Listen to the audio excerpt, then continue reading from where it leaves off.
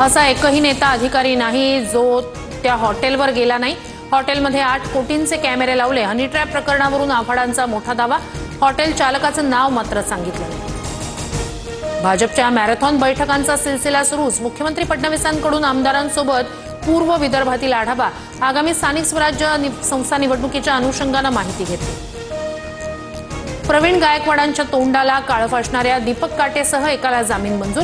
अक्कलकोट न्यायालयाचा दिलासा। 20,000च्या जात मुचलक्यावर अटी शर्थींसह जामीन। मराठा समाजाच्या वतीने अक्कलकोट बंदची हाक। प्रवीण गायकवाडांवरील हल्ल्याच्या निषेधार्थ दुपारी 2 पर्यंत बंदचा निर्णय। बंदमध्ये जन्मेजय राजे भोसले देखील सहभागी। आत्महत्येचा प्रयत्न केल्याप्रकरणी ज्ञानेश्वरी मुंडेंवर गुन्हा दाखल। पतीच्या हत्या प्रकरणात न्याय मिळावा यासाठी विषप्राशन केल्यानं बीड पोलिसात गुन्हा नोंद।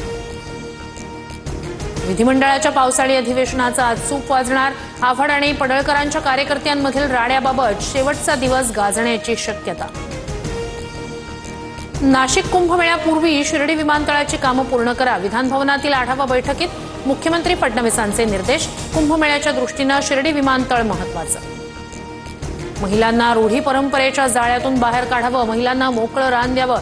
सरसंघचालक मोहन भागवत यांचं आवाहन। मोबाईलवर फोटो काढून चलान केल्यास आता वाहतूक पोलिसांवर कारवाई। पोलीस विभागाचा निर्णय। कारवाई करताना पोलीस आता वैयक्तिक मोबाईलचा वापर करू शकणार नाहीत। नागपुरात 30,000 लाडक्या बहिणींचे अर्ज बाद। कागदपत्रांची पडताळणी अद्यापही सुरूच।